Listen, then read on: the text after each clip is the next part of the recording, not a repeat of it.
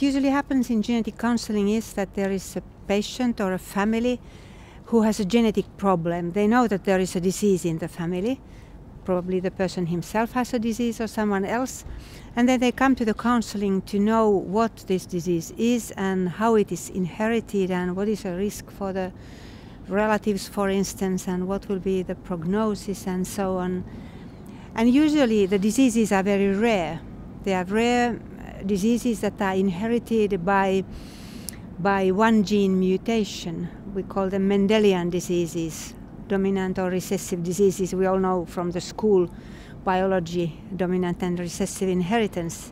So there's something like that in the family, and often the other clinicians may not have been able to find out the diagnosis even because it may be so rare. So in the genetics clinic we try to find out the diagnosis, and then we counsel, which means that we tell everything about the disease, the inheritance, the possible gene tests and so on for the family, so that the family could understand it and then make their own decisions what to do, what they feel in their life situation would be the right thing to do.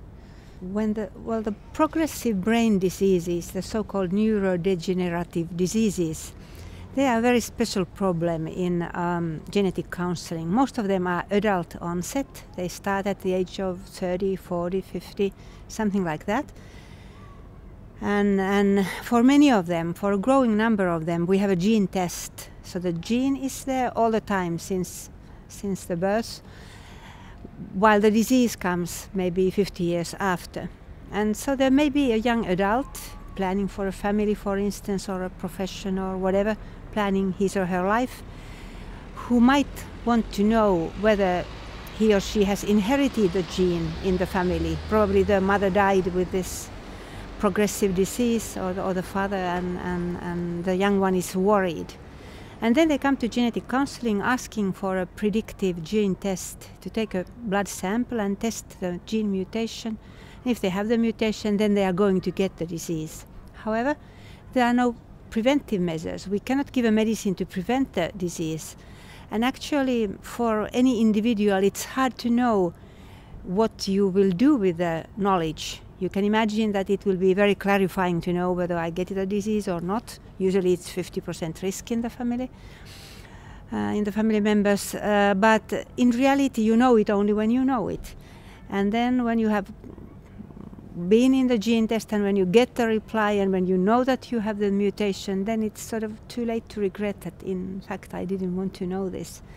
So in genetic counseling, we try to reflect with the patient, with the client, that what it could be, what it could mean, and is it better not to know, maybe, or maybe wait for some years, and when you are sort of older and more mature, come and ask again. And they may think whether it might affect their relationship and planning for children and things like that. So we sort of try to help them to make the decision whether to take the gene test or not.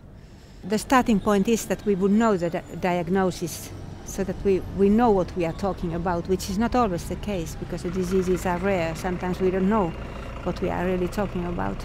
So to know the diagnosis and to know the mode of inheritance is one cornerstone.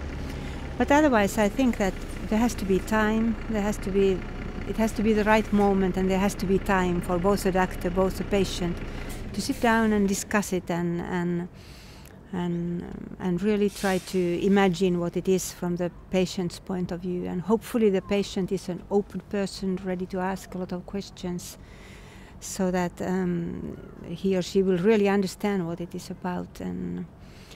And in the ideal situation, then the patient at that point, or maybe sometimes later, is able to make a decision whether to, for instance, take a test or not.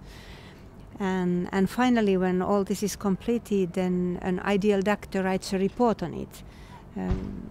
Let's say 2 pages of text with the normal language to once more explain what the disease and the risk was and what the result was and so on, which might help even the person to tell about it in the family, and help also if after some years he doesn't remember so well what was discussed in the genetic counseling.